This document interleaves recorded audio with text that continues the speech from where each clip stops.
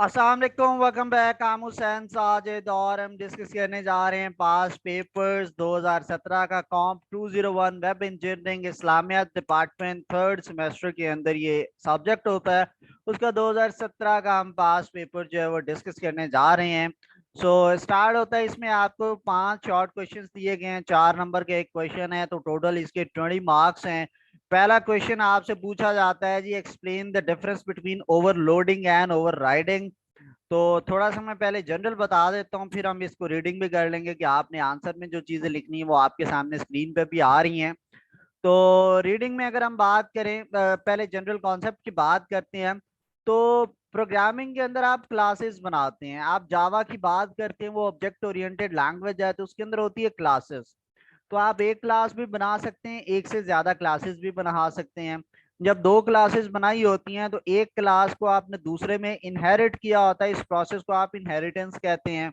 जिसके अंदर second class जो है वो फर्स्ट क्लास की प्राइवेट चीजें भी इस्तेमाल कर रही होती है, तो इसको हम इनहेरिटेंस कहते हैं। ठीक है। तो ओवरलोडिंग का मतलब है सेम क्लास के अंदर एक ही नाम के दो डिफरेंट फंक्शन बनाना, इसको आप मेथड ओवरलोडिंग कहते हैं। और मेथड ओवर राइडिंग का मतलब है दो अलग अलग क्लासेस में सेम नाम के फंक्शन बनाना, इसको अगर उनमें इनहेरिटेंस की गई हो तो इसको आप मेथड ओवर राइडिंग कहते हैं।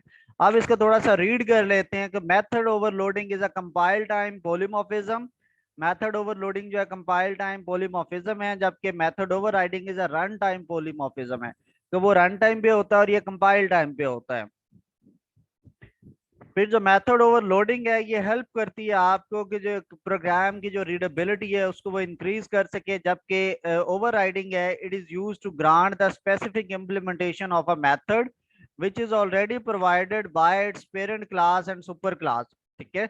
यानी इसके अंदर आप पेरेंट क्लास की तरफ से भी एक मेथड बताया गया है, तो उसको आप अगेन इम्प्लीमेंट करने की तरफ जाते हैं इसके अंदर।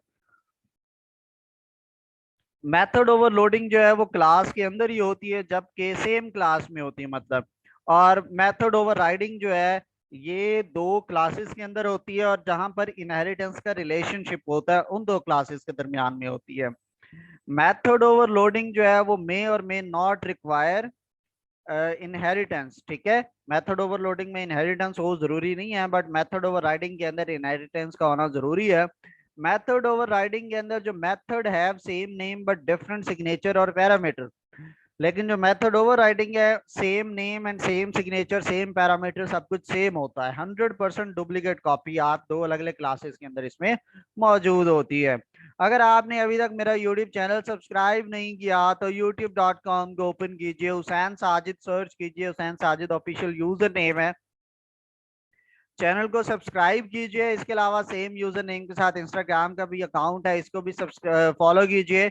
आपको कोई भी क्वेश्चन हो तो यहाँ पे एक व्हाट्सएप नंबर भी मेंशन्ड है, इसके ऊपर भी आप मुझे टेक्स्ट कर सकती हैं। Same user name Hussain Sajid official के साथ मेरा फेसबुक पेज है, इसको भी लाइक करना मत भूलिएगा। हर स्लाइड के लेफ्ट पे एक नंबर मेरा मेंशन्ड है, ये व्हाट्सएप नंबर है।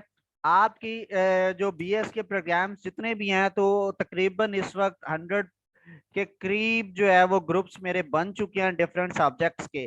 तो पूरी क्लास उसमें ऐड होती है, तो आप भी अपने क्लास का मेरे साथ व्हाट्सएप ग्रुप बनवाना चाहते हैं और उसके अंदर आप, ताकि जब भी आपका किसी पे क्वेश्चन हो तो आप ग्रुप में पूछेंगे तो मैं उसका आंसर कर दूंगा।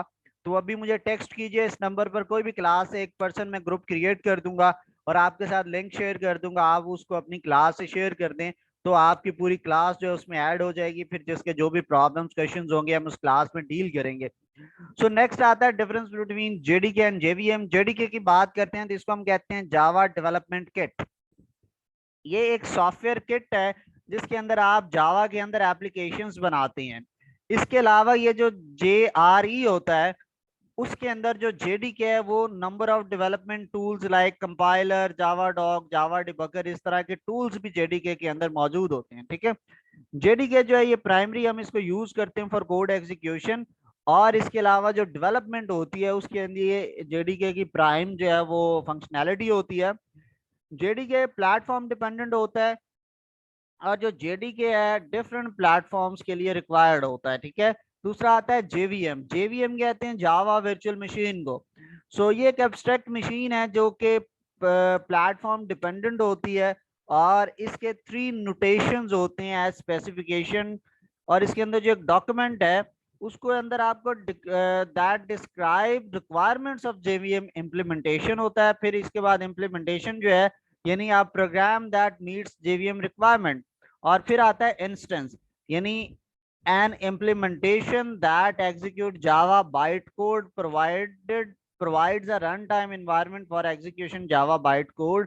तो JVM जो होती है इसके तीन जो हम कह लें कि नोटेशंस होती हैं। पहले हमने डिस्कस किया स्पेसिफिकेशन, इम्प्लीमेंटेशन, और फिर हमने क्या किया उसके बाद हमने इंस्टेंस को डिस्कस किया। ठीक है, फिर JVM जो है on other hand it specify all the implementations and responsible and is responsible to provide these implementations to JRE।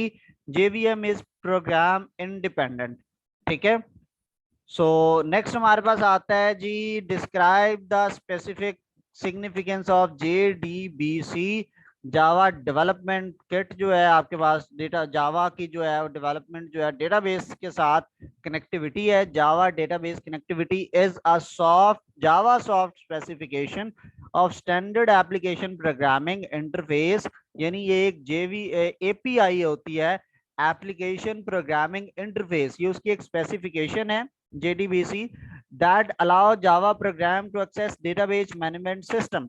यानी आपको जो DB है आपकी डेटाबेस मैनेजमेंट सिस्टम है, ये आपको अलाउ करता है जो है वो JDBC कि आप उसको एक्सेस कर सकते हैं थ्रू API। ये जो जावा की API होती है it consist a set of interface, यानी बहुत सारे इसके अंदर इंटरफेसेस होते हैं, डिस्प्लेज होते हैं, लेआउट्स आपको नजर आ रहे होते हैं, और इसके अलावा क्लासेस होती हैं जो कि जावा प्रोग्रामिंग लैंग्वेज के अंदर लिखी गई होती हैं। So using these standard interfaces and classes, programmers can write application that connects to databases। Programmer जो है वो ऐसी classes लिखता है जो कि ऐसी applications लिखता है जो कि database से connect होता है, और इसके अलावा उनको क्यूरीज को ये send करता है, ठीक है, SQL के थ्रू, और फिर जो रिजल्ट्स आते हैं ये उसको प्रोसेस कर रहा होता है। नेक्स्ट आता है कि clear difference between class and object. So class एक इंस्टेंस ऑब्जेक्ट क्लास का इंस्टेंस होता है, क्लास एक टेम्पलेट है, एक ब्लूप्रिंट है जिसके थ्रू ऑब्जेक्ट्स को क्रिएट किया जाता है।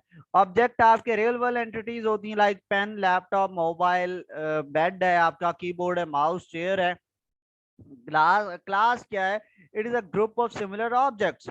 ऑब्जेक्ट एक फिजिकल एंटिटी है जबकि क्लास एक लॉजिकल एंटिटी है। Objects are created many times as per requirement. जब जरूरत होती है आप उसका एक नया डुप्लीकेट कॉपी यानी एक न्यू ऑब्जेक्ट क्रिएट कर सकते हैं। But class is declared once. एक क्लास आप दो बार नहीं बनाते। Object allocate memory when it is created. जब आप ऑब्जेक्ट क्रिएट करेंगे तो तब आप इसकी मेमोरी जो है ऑटोमेटिकली उसको एलोकेट हो जाती है। जबकि जो क्लास है इसकी मेमोरी जब इसको आप बनाते हैं तो इसकी अपनी कोई मेमोरी जो है वो किसी चीज को एलोकेट नहीं होती, ऑब्जेक्ट के थ्रू मेमोरी एलोकेशन होती है। नेक्स्ट है कि जी एक्सेस मॉडिफायर्स क्या होते हैं। जावा के अंदर कितने एक्सेस मॉडिफायर्स हैं? सो जावा के अंदर एक्सेस मॉडिफायर्स जो है इनको आप यूज करते हैं to set the accessibility of class, interface, variable, method, constructor, data members and setter methods. यानी जितनी भी आपके पास चीजें होती हैं, फंक्शनैलिटीज होती हैं, आपके कैरेक्टरिस्टिक्स, आपके प्रॉपर्टीज होती हैं, उनकी एक्सेसिबिलिटी जो है एक्सेस मॉडिफायर्स के थ्रू होती है। जावा के अंदर आप इसकी चार कैटेगरीज को डिस्कस करते हैं, default, private, protected and public. जो पब्लिक होती है ये एवरीवन, इसकी जो डिक्लेरेशन है वो सबके लिए विजिबल है, यानी कोई भी पर्सन इसको यूज कर सकता है even outside the class. Private जो होता है ये विजिबल होती है with in the class, class से बाहर आप उसको एक्सेस करेंगे तो वो आपको एरर दे देगा। जो प्रोटेक्टेड होता है ये विद इन द पैकेज होता है या उसके अलावा उसके सब क्लासेस के अंदर ये एक्सेसिबल होता है, बट आउटसाइड द क्लास ये एक्सेसिबल बिल्कुल नहीं है। और जो डिफॉल्ट है ये विद इन द पैकेज है और ये प्राइवेट की तरह ही काम करता है। ठीक है, नेक्स्ट आपके पास लॉन्ग क्वेश्चन आते हैं। आपके पास यहाँ पे जो है वो 6 लॉन्ग है, 5 मार्क्स का ईच क्वेश्चन है। अगर आपने स्टिल मेरा यूट्यूब चैनल सब्सक्राइब नहीं किया तो youtube.com ओपन कीजिए और चैनल को सब्सक्राइब कीजिए। पहला क्वेश्चन आता है what do element mean in syntax given in URL. तो जो बेस HTML के एलिमेंट्स होते हैं वो स्पेसिफाई करते हैं बेस यूआरएल को to use for all relative URLs in the document. कि आप डॉक्यूमेंट के अंदर रिलेटिव यूआरएल को स्पेसिफाई करने के लिए आप बेस एलिमेंट को यूज करते हैं, उसका टैग यूज करते हैं। और एक डॉक्यूमेंट के अंदर सिर्फ एक ही बेस का एलिमेंट मौजूद हो सकता है। वो डॉक्यूमेंट जो कि बेस यूआरएल यूज करता है can be accessed by script with note dot base URL. ठीक है, इसके थ्रू आप उसको एक्सेस कर सकते हैं। अगर डॉक्यूमेंट के अंदर बेस एलिमेंट नहीं होता, फिर वो जो यूआर है उसके default location dot H R पे करता है। ये कुछ इसके कंटेंट कैटेगरीज है और उनके डिस्क्रिप्शन है। लाइक आप परमिटेड कंटेंट जो होता है, इसका मतलब क्या है कि none it is an empty element. Tag और मिशन का मतलब है there must be no closing tag. फिर आता है permitted parents, a head that doesn't contain another element. Implicit aria role, no corresponding role. Permitted aria, ठीक है, इसके अंदर क्या होता है कि नो परमिटेड रोल इसमें भी नहीं होता। और डॉम इंटरफेस में HTML बेस एलिमेंट्स होता है। ये नेक्स्ट आपके पास आता है कि जी ये आपने इसको डिस्क्राइब करने के लिए आप जो है वो HTML का कोड लिखें, कि वो कोड लिखें जिससे ये तो खाली। अगर टेबल की बात करें तो यहाँ पे देखें 2 रोज हैं, तो ये मैंने 2 TR बनाए। टेबल के टैग के अंदर 2 TR के टैग हैं। फिर इनके अंदर ये पहला कॉलम है, ये पीसीस का दूसरा है, 100 का तीसरा, 500 का चौथा, 4 कॉलम बन रहे हैं। तो मैंने 4 TDs बनाए, टेबल डिवीजन, और उसके दरमियान में सीक्वेंस में 1 बाय 1 वैल्यूज लिखी। आगे भी 4 वैल्यूज हैं तो न्यू रो के अंदर उनको लिखी। अगर HTML का पूरा कोड लिखें इस टेबल के अलावा, तो आप स्टार्ट करते HTML का टैग और एंड पे जाके वो टैग एंड होता है। फिर आप हेड का टैग स्टार्ट करते हैं, हेड का टैग क्लोज करते हैं, इसके दरमियान में आप टाइटल का टैग ऐड करते हैं। फिर बॉडी का टैग स्टार्ट होता है, इसके अंदर आप सारा टेबल का टैग लिखते हैं, और फिर बॉडी का टैग क्लोज हो जाता है, और एंड पे HTML का टैग क्लोज होता है। ये कंप्लीट HTML का कोड है।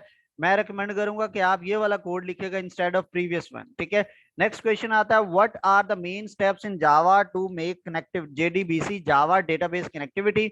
सो उसका सिंपल सा है कि द फंडामेंटल स्टेप्स जो इसमें इन्वॉल्व होते हैं वो ये होते हैं। सबसे पहले आप JDBC का जो पैकेज है, जो बिल्ट इन लाइब्रेरी है, आप उसको डाउनलोड करते हैं। ठीक है, उसको इंपोर्ट करते हैं। फिर आप क्या करते हैं कि उसको लोड करके, और जो रजिस्टर होता है JDB ड्राइवर, आप उसको लोड करने के बाद रजिस्टर करते हैं। फिर आप डेटाबेस के लिए open a connection to the database. फिर आप एक स्टेटमेंट क्रिएट करते हैं ऑब्जेक्ट की, जो कि क्यूरी को परफॉर्म करेगी। फिर उसके बाद आप एग्जीक्यूट करते हैं ऑब्जेक्ट स्टेटमेंट को, और वो आपको क्यूरी का रिजल्ट सेट जो है वो रिटर्न करती है। आप उस रिजल्ट सेट को प्रोसेस करते हैं, और फिर आप उस रिजल्ट सेट को क्लोज करते हैं, और जो स्टेटमेंट ऑब्जेक्ट बनाया होता है उसको क्लोज करते हैं, और फिर आप उसका कनेक्शन क्लोज कर देते हैं। तो ये वो स्टेप्स हैं जो डेटाबेस कनेक्टिविटी बनाने के लिए आपको रिक्वायर्ड होते हैं। ठीक है, सो अगर आपने स्टिल आपकी क्लास का मेरे साथ व्हाट्सएप ग्रुप नहीं बना, तो मुझे व्हाट्सएप पे मैसेज कीजिए, ये साइड में आपका नंबर आ रहा होगा। हम एक व्हाट्सएप ग्रुप क्रिएट कर लेंगे आपकी क्लास का, और उसके अंदर मैं या मेरी टीम आपको पूरी तरह से फैसिलिटेट करेगी फ्री ऑफ कॉस्ट। आपकी जो भी क्यूरीज होंगी, कोई चार्जेस इसके नहीं होते। इसके अलावा नेक्स्ट हम चलते हैं फोर्थ क्वेश्चन। इसमें कहता है JSP एक्शन एलिमेंट या एक्शन टैग को एक्सप्लेन करें। There are many JSP action tag और elements. Each JSP action tag is used to perform some specific task, यानी बहुत से होते हैं और हर एक का कोई ना कोई स्पेसिफिक टास्क होता है। तो जो एक्शन टैग्स हम यूज करते हैं वो क्यों यूज करते हैं, ताकि जो पैकेजेस के पेजेस के दरमियान में फ्लो होता है उसको कंट्रोल कर सकें, और इसके अलावा जावा बीन्स को हम यूज कर सकें। So JSP action tags are given below. JSP forward जो है ये फॉरवर्ड करता है रिक्वेस्ट को और रिस्पांस को to another resources. JSP include जो है ये अनदर रिसोर्स को इंक्लूड करवाता है। JSP यूज बीन्स जो है, ये जो बीन ऑब्जेक्ट है जहां पे पड़ा होता है ये उसको लोकेट करता है, या फिर ये न्यू क्रिएट कर देता है। सेट प्रॉपर्टी का ऑब्जेक्ट ये क्या करता है, ये वाला एलिमेंट, ये जो है वो आपके जावा बीन जो ऑब्जेक्ट होता है उसकी जो प्रॉपर्टी की वैल्यू को ये सेट कर देता है। फिर गेट प्रॉपर्टी है, ये प्रिंट करता है value of the property of the bean object. फिर जो प्लगइन है ये क्या करता है, it embed another component such as applet, यानी किसी दूसरे को आपके सिस्टम के साथ मर्ज कर देता है। पैरम जो है ये पैरामीटर की वैल्यू को सेट करता है, और ये फॉरवर्ड और इंक्लूड के अंदर हम इसको मोस्टली यूज करते हैं। फॉरवर्ड इंक्लूड हम स्टार्ट में डिस्कस कर चुके हैं। इस तरह से फॉल बैक होता है। सो ये क्या होता है आपके पास कि ये आप यूज करते हैं जब प्लगइन वर्किंग कर रहा हो, तो आप उसके मैसेज को प्रिंट करने के लिए, और इसको मोस्टली प्लगइन के अंदर हम इसको यूज करते हैं। ठीक है, लास्ट क्वेश्चन आता है, write a code to change the colour of HTML background text. ठीक है, तो ये मैंने एक HTML का कोड लिखा है। HTML है, फिर हेड का टैग है, हेड का टैग क्लोज है, ये बॉडी है, बॉडी का टैग क्लोज है। इसके अंदर मैंने 2 पैराग्राफ बनाए हैं। पहला पैराग्राफ है ये इसके अंदर जरूरी नहीं है कि ये सारा टेक्स्ट लिखे, आप कोई भी थोड़ा बहुत, this is just a paragraph number 1, आप इतना सा टेक्स्ट लिख दें। ठीक है, सो फिर मैंने एक और पैराग्राफ लिखा है, अनदर पैराग्राफ, और उसके अंदर मैंने एक लिंक क्रिएट किया, और मैंने करना क्या है कि इसका बैकग्राउंड कलर और टेक्स्ट को चेंज करना है। ठीक है, तो मैंने उसका टेक्स्ट का कलर या बैकग्राउंड का कलर चेंज करना है। तो ये देखें पैराग्राफ है, इसमें कलर के बाद आप कलर का कोड, मैंने कोड लिखा है हेक्साडेसिमल में, आप डायरेक्ट कोड भी लिख सकते हैं, रेड ग्रीन ब्लू, ठीक है, येलो, कुछ भी आप लिखेंगे टेक्स्ट का वो वाला कलर हो जाएगा।